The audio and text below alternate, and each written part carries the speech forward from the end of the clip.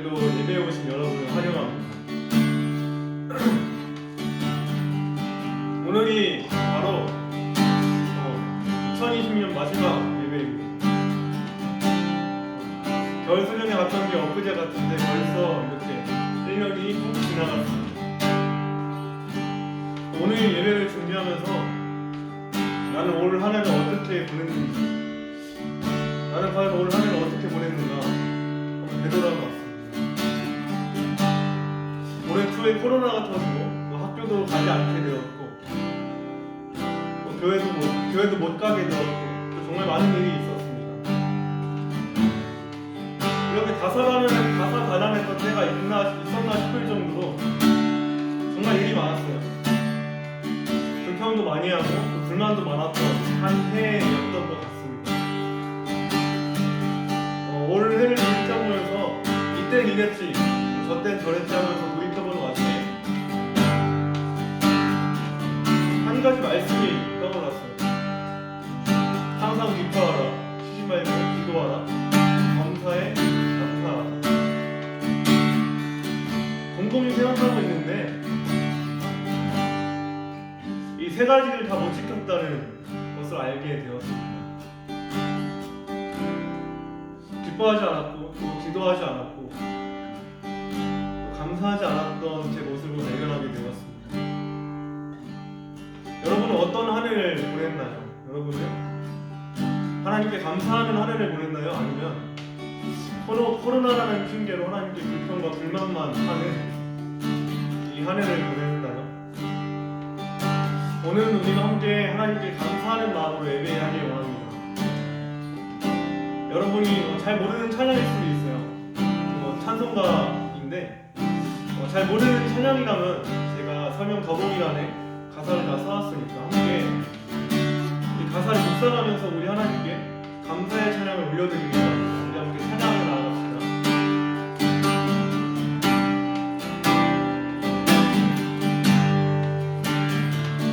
주 예수 내가 알기죠. 주 예수 내가 알기 전 날 먼저 사랑했네. 그 크신 사랑 나타나 내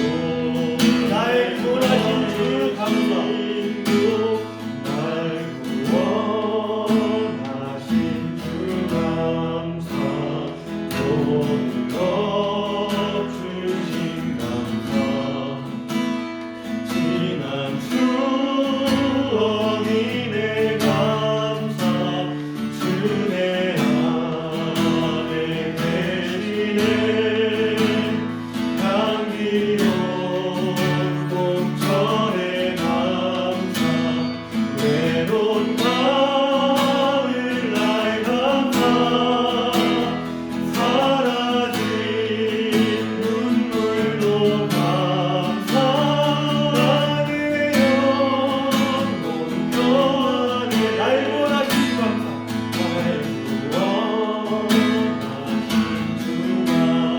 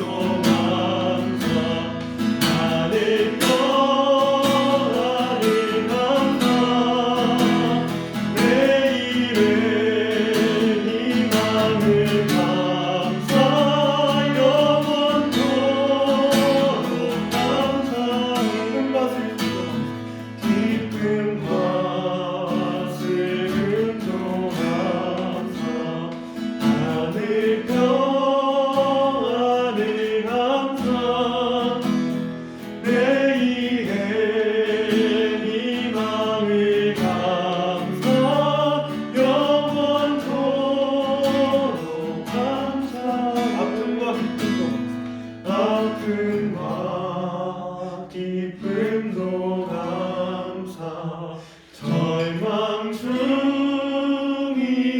감사 증량 못한 은혜 감사 되신 감사해. 그렇습니다. 하나님 올 한 해를 돌이켜보면 참 아쉬움이 많이 남는 한 해인 것 같습니다. 코로나라는 핑계로 하나님께 감사하지 않았습니다. 기뻐하지 않았고 기도하지 않았습니다. 하나님을 바라보기보다는 당장 내 눈앞에 있는 현실에 마음을 졸이며 살았던 것 같습니다. 하나님 한 해를 마무리하는 오늘 이 시간 하나님께 온전히 감사하며 나아가게 하여 주시옵소서. 하나님 정말 일도 많았고 탈도 많았던 이 한 해를 감사로 마무리할 수 있도록 함께하여 주시옵소서. 우리 함께 감사하는 마음으로 그리고 감사하지 못했던 감사하지 못했던 것을 회개하면서 우리 마음을 모아 하나님께 감사의 고백을 올려드리며 나아가요. 우리 함께 기도하며 나아갑니다. 하나님 그렇습니다. 우리 오늘 아쉬움이 좀 많이 남는 하나님 같습니다. 이런저런 하나님의 마음으로 하나님의 바람을 하고 이런 식의 생각하며 이 마음을 살았던 하나님을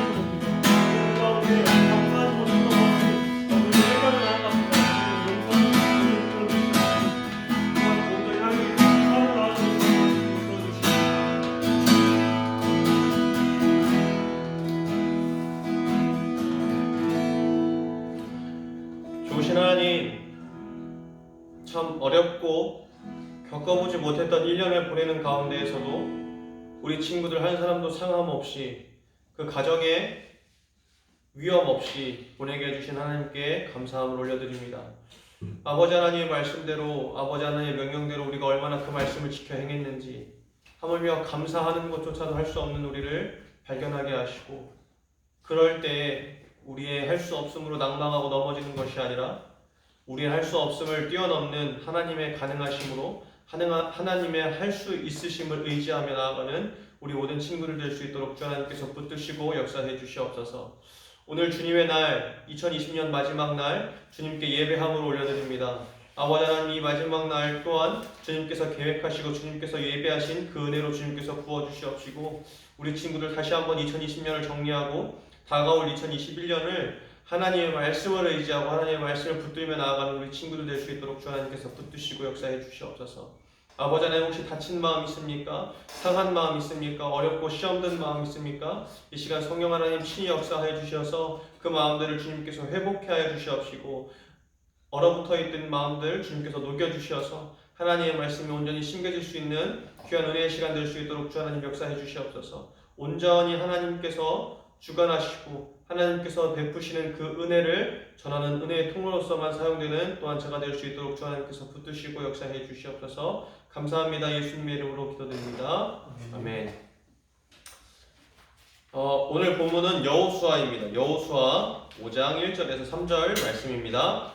제가 가진 성경으로 구약 324페이지입니다. 여호수아 5장 1절에서 3절까지의 말씀입니다. 제가 읽겠습니다. 요단 서쪽의 아모리 사람의 모든 왕들과 해변의 가나안 사람의 모든 왕들이 여호와께서 요단물을 이스라엘 자손들 앞에서 말리시고 우리를 건너게 하셨음을 듣고 마음이 녹았고 이스라엘 자손들 때문에 정신을 잃었더라. 그때 여호와께서 여호수아에게 이르시되 너는 부싯돌로 칼을 만들어 이스라엘 자손들에게 다시 할례를 행하라 하시매 여호수아가 부싯돌로 칼을 만들어 할례산에서 이스라엘 자손들에게 할례를 행하니라. 아멘. 오늘 제목은 새해를 준비하며 라는 제목으로 여러분들과 말씀을 나누고자 합니다. 이번 주에 되게 자주 만나는 것 같아요. 수요일 날도 금요일 날이었죠. 금요일 날도 만나고 예배를 녹화한 게 수요일 날이라 금요일 날도 만나고 이렇게 주일도 만나고 자주 만나서 좋은 것 같은데 여러분은 어떻게 생각할지 모르겠습니다. 특별히 참 한편으로 또 아쉬운 게 우리 고3들 마지막 진급 예배여야 되는데 원래 이렇게 집에서 드리게 되는 게 참 한편으로 참 아쉽기도 합니다.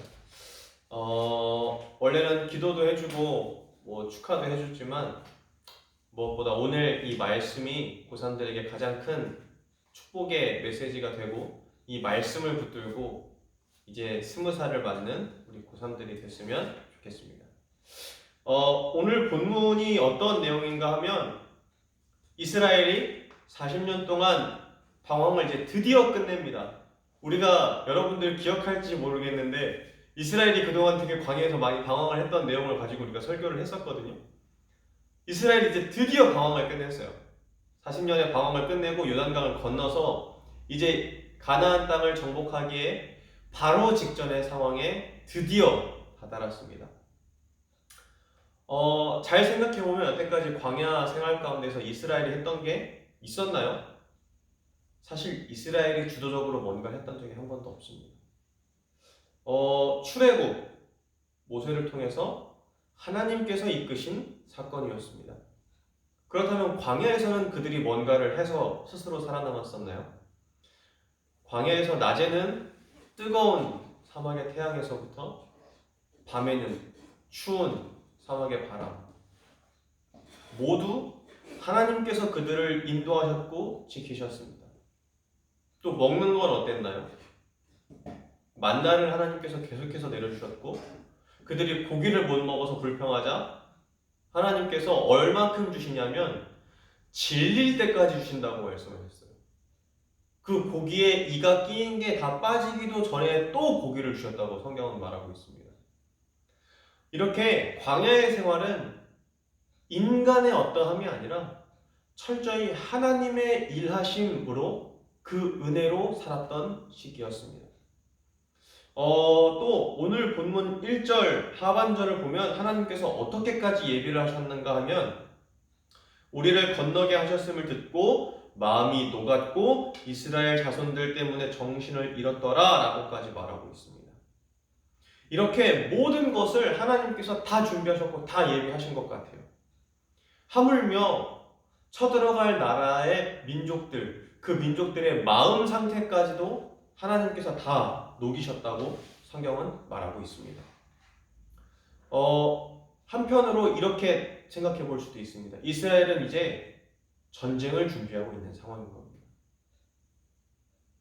여러분, 상식적으로 전쟁을 준비한다면 어떤 걸 준비해야 될까요? 제가 군사적 전문가는 아니지만 전쟁의 요소를 생각해 봤을 때 군대에서 배웠던 것들을 생각해 봤을 때 크게 세 가지 요소가 있어요. 첫 번째가 작전입니다. 우리는 이순신 장군이 13척의 배로 130척의 배를 무찔렀던 명량해전을 통해서 우리는 그 작전의 중요성을 익히 알고 있습니다. 두 번째 요소가 뭔가 하면 무기입니다. 이것도 군대에서 전도사님이 배웠던 건데 6.25 전쟁이 처음 발발할 당시 우리나라에는 탱크가 없었다고 해요. 근데 북한이 갑자기 미사일을 쏘고 쳐들어왔는데 북한이 갖고 왔던 게 그 탱크였습니다. 그래서 우리나라가 제대로 반항 한번, 저항 한번 해보지 못하고 부산까지 훅 밀렸던 6.25를 봤을 때 이 무기의 수준도 굉장히 중요합니다. 그런데 가장 중요한 게 바로 이 세 번째 것입니다. 뭔가 하면 군사의 사기입니다. 여러분, 사기가 뭔지 아는 친구들도 있고 아직 중학교 1, 2학년 친구들 잘 모를 수도 있는데 싸우고자 하는 의지 그리고 내가 적들과 싸우면 이길 수 있다는 확신을 말합니다. 이 사기가 얼만큼 중요한가 하면 이 앞에 첫 번째 작전과 두 번째 무기를 능가하는 게 바로 이 사기라고 말합니다. 보통 이렇게 크게 세 가지 작전, 무기, 그리고 사기 이것들을 전쟁의 중요한 요소들이라고 말합니다. 지금 아까 말했다시피 이스라엘은 전쟁을 앞두고 있습니다. 이제부터 그들은 이제 끝난 게 아니에요. 가나안 땅에 도착했으니까 끝난 게 아니라 이제부터 본격적으로 정복 전쟁을 시작해야 됩니다. 그렇다면 이들이 지금 준비해야 될 게 뭐였을까요? 여러분, 이 사람들이 방금 전까지 40년 동안 광야에서 방황했던 사람들입니다. 이 사람들한테 정말 좋은 작전이 있었을까요? 또 이 사람들이 출애굽하기 전에 광야에서 40년 방황하기 전에는 그럼 어떤 사람들이었는가? 400년 동안 노예 생활만 하던 사람들이었습니다. 이 사람들한테 좋은 무기가 있었을까요? 잘 단련된 군사가 있었을까요? 지금 역사학자들이 어떻게 보고 있는가 하면 이스라엘은 노예였어요. 그렇기 때문에 당연히 군사 작전 없었습니다. 군사로 훈련이 된다면 애굽이 공격을 받을 위기에 처할 수도 있었기 때문에 이들한테는 절대로 군사적인 작전을 가르쳐주지 않았어요. 두 번째가 뭔가 하면 이들한테는 철기 문명을 주지 않았어요. 즉 지금 이스라엘은 아직 청동기에 살고 있는 거예요. 그리고 그나마 제대로 된 무기도 갖고 있지 않습니다. 그런데 이들이 쳐들어갈 가나안 땅을 뭐라고 설명하고 있는가 하면 역사학자들이 이 당시에 가나안 족속들은 이미 철기 문명을 갖고 있었다. 철로 만든 검 그리고 술의 병거들도 이미 있었다고 말합니다. 여러분 과학 시간이나 역사 시간에 배웠을 거예요. 철검과 청동검이 부딪히면 어떻게 되죠? 청동검이 깨지죠. 그러면 그런 역사와 문화를 갖고 어떻게 되냐면 철기 문화를 빨리 개발한 문명이 청동기 문명을 정복하고 무찌르고 이깁니다. 그래서 청동기 문화는 자연스럽게 없어져요. 철기 문명을 가진 문명이 계속해서 이깁니다. 이게 보통 역사의 보편적인 사실입니다. 그런데 지금 오늘 본문을 보면 하나님께서 이스라엘에게 뭘 명령하시는가? 야, 너희 좋은 작전, 내가 기가 막힌 작전 하나 짜놨는데 너희 이것대로 따라와봐. 이렇게 하지 않으십니다. 야, 너희 철기 문명 아직 없지? 너희 아직 청동기 문명 갖고 있지? 내가 철기 문명 가르쳐 줄 테니까 빨리 나한테 배워봐. 하나님이 이렇게 말씀하고 있지 않으십니다. 하나님은 지금 가나안 땅 정복 전쟁을 앞둔 이스라엘에게 뭘 명령하시는가 하면 오늘 본문 제가 가진 성경에 2절 위에 이렇게 써 있어요. 이스라엘이 길갈에서 할례를 받다라고 써 있습니다. 하나님께서 지금 전쟁을 앞둔 이스라엘에게 할례를 명하고 계십니다. 이 할례가 뭔가 하면 단어가 좀 생소할 수도 있어요. 남자의 생식기 끝 포피를 이렇게 베어내는 거예요. 오늘날로 말하면 포경수술입니다. 이거 포경수술을 하면 거의 일주일간은 그냥 힘을 못 쓴다고 생각하시면 돼요. 아무것도 못 합니다. 그냥. 지금 전쟁을 앞둔 이스라엘한테 하나님이 이 할례를 명령하고 계세요. 이해 안 됩니다. 납득 안 됩니다. 군사적으로 봤을 때 작전도 아니에요. 무기도 아닙니다. 오히려 사기를 따지면 떨어질 만한 일을 시키고 계십니다. 여러분 이게 뭘까요? 하나님이 전쟁을 조금 잘 모르시는 것 같아요. 그렇죠? 전쟁을 앞둔 이스라엘이 준비해야 될 게 너무나도 많아요. 앞에서 말했던 작전도 없어요. 좋은 무기도 없어요. 군사의 사기도 과거에 한번 가나안 땅을 점령하려고 했다가 실패했던 이력이 있는 이스라엘입니다. 사기가 엄청 높았을까요? 두려움도 있었을 거예요. 걱정도 있었을 거예요. 믿음으로 왔지만 여호수아를 따라 순종해서 왔지만 일말의 두려움, 걱정 없었을까요? 이런 이스라엘에게 지금 하나님께서 할례를 명령하고 계십니다. 그럼 이 할례가 뭔가? 이 할례가 뭐기에 하나님께서 이스라엘에게 지금 명령하시는 건가? 이 할례의 역사는 아브라함 때로 거슬러 올라갑니다. 아브라함이 사라와 결혼을 했어요. 그리고 하나님께서 아브라함한테 약속해 주셨어요. 뭐라고 약속해 주셨냐면 내가 네 자손을 아브라함아 하늘의 별을 봐봐. 셀 수 있니? 아니요, 못 세죠. 내가 네 자손을 저 하늘의 별만큼 많게 해줄 거야. 아브라함아, 사막에서 그 광야에서 모래를 너희가 셀 수 있니? 어떻게 세요, 하나님? 내가 그 모래만큼 네 민족을 많게 해줄 거야. 아브라함이 그 약속을 믿었어요. 그런데 아브라함이 할아버지가 돼도 사라가 할머니가 돼도 아들이 없었어요. 그러자 정말 참다 사라가 못 참겠고 못 믿겠고 이대로 두면 아브라함의 대가 끊어질 것 같으니까 뭐라고 말을 하냐면 내 종 하갈을 당신이 그 하갈을 통해서 아들을 낳아라라고 말합니다. 그렇게 낳은 자손이 이스마엘입니다. 그런데 그 이스마엘을 낳자 하나님께서 아브라함에게 어떻게 하셨냐면 13년간 교제를 끊어버리십니다. 그리고 아브라함이 99세 되던 해에 하나님께서 나타나죠. 그리고 명령하신 게 할례입니다. 이 할례의 의미가 뭐냐면 이 생명을 상징하는 남자의 생식기 끝을 잘라냄으로써 너는 이제 육신적으로 죽은 몸이다 라는 하나님의 선포예요. 그 선포가 있은 다음에 낳은 자식이 바로 이삭입니다.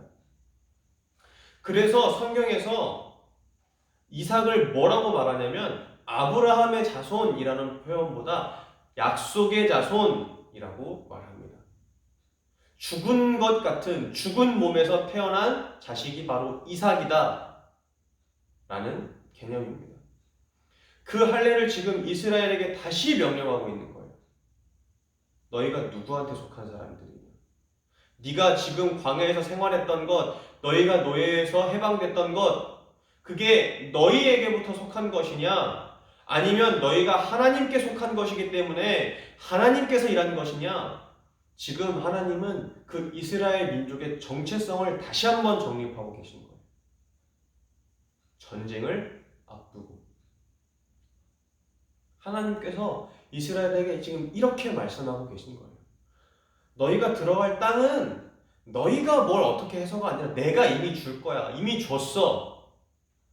그것보다 너희가 정복한 그 땅에서 너희가 누구에게 속한 사람인지 기억해라 라고 하나님께서 그 표식을 남기고 계신 것입니다.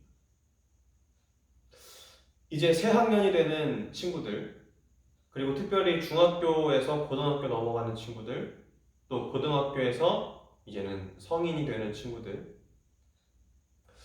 새로운 환경을 맞으면서 여러분이 집중해야 될 것, 필요할 것 있을 거라고 생각합니다. 또 준비해야 될 것도 있어 보입니다. 두렵기도 할 거고, 걱정도 될 거고, 기대도 될 겁니다. 마치 가나안 땅을 정복하기에 앞선 이스라엘 민족처럼 말입니다. 지금 그 상황에서 저와 여러분, 또 특별히 고3들 어떤 것에 집중하고 있습니까? 어떤 것을 준비하고 있습니까? 정말 우리가 집중할 것, 정말 우리가 기대해야 될 것은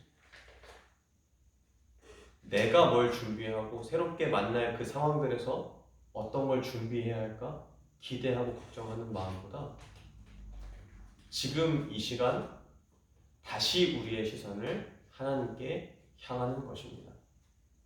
마치 하나님께서 가나안 정복을 앞둔 이스라엘에게 할례를 명하셨던 것처럼 우리가 상식적으로 이해되지 않아도 과학적으로 납득되지 않아도 우리가 지금 준비하고 우리가 다시 점검해야 될 건 하나님을 향한 여러분의 시선일 것입니다. 오늘 이 말씀이 2020년을 마무리하고 새해를 맞는 특별히 학생에서 성인으로 접어드는 우리 고3 친구들에게 정말로 회복해야 될 것이 무엇인지, 정말로 준비해야 될 것이 무엇인지 깨닫고 분별되는 말씀이 됐으면 좋겠습니다. 기도하겠습니다. 좋으신 하나님, 2020년 참 어지럽고 어려웠던 시기를 뒤로하고 이제 2021년을 준비합니다. 아버지 하나님, 2021년이 되면서 새 학년이 되고 그러면서 많은 것들을 준비해야 되고 또 걱정거리, 기대감도 있을 줄 압니다. 하나님, 하지만 우리 친구들 그 자신의 걱정과 준비해야 될 것들 잠시 뒤로 밀어놓고 다시 하나님을 향한 시선을 회복하는 우리 모든 친구들 될 수 있도록 주 하나님께서 붙드시고 역사해 주시기를 간절히 간구합니다.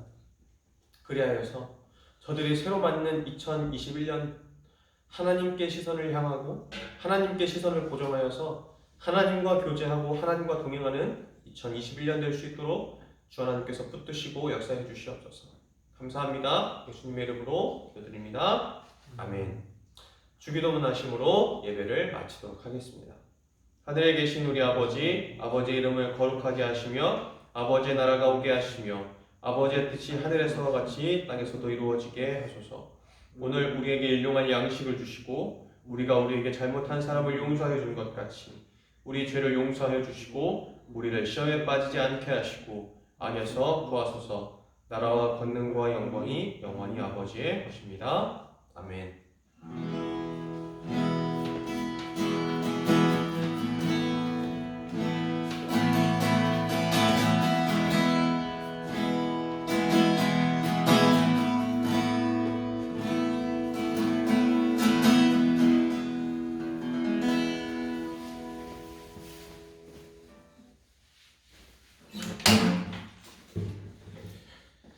네, 안녕하세요. 오늘도 이렇게 함께 예배해서 정말 예배하는 여러분 정말 수고 많았습니다.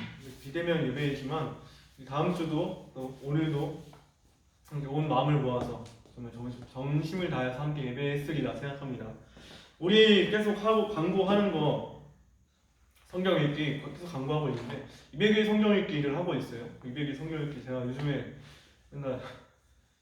좀 일찍 자고 일찍 일어나는 이게 루틴이 돼가지고 9시 전에 자게 되면은 못 올리고 했는데 못 올리는 게 좀 잦긴 했지만 제가 웬만하면 매일 올리도록 노력을 할게요. 그래서 여러분도 같이 이 200일 성경 읽기 같이 정말 했으면 좋겠습니다.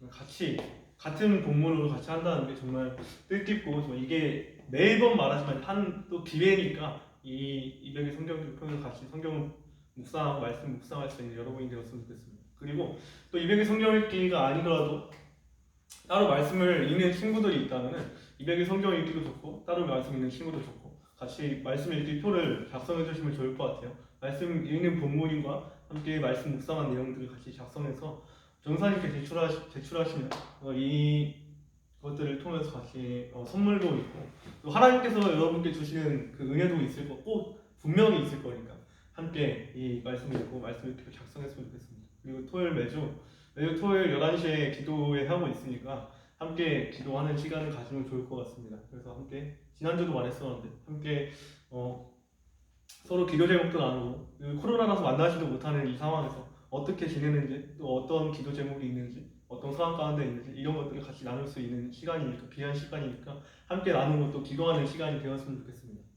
그리고 마지막으로 우리가 아까 제가 오늘 마지막 예배라고 했는데 오늘 마지막 예배인 건 예랑 중고등부로서 마지막 예배고 31일 날에 예랑 중고등부가 아니라 뭐죠? 송구영씨. 네, 송구영신 예배가 있어요. 31일 날에. 근데 아직 교회에서 어떻게 드릴지 결정이 나지 않은 상황이라서 결정이 난다면 제가 그 설명 더보기란에다가 광고사항 올라가는 거 거기에 덧붙여서 올라갈 거고요. 그리고 또 각번 선생님들 통해서 공지가 될 거니까 꼭 송구영신 예배 있다는 거 꼭 잊지 않고 함께 예배 드렸으면 좋겠습니다.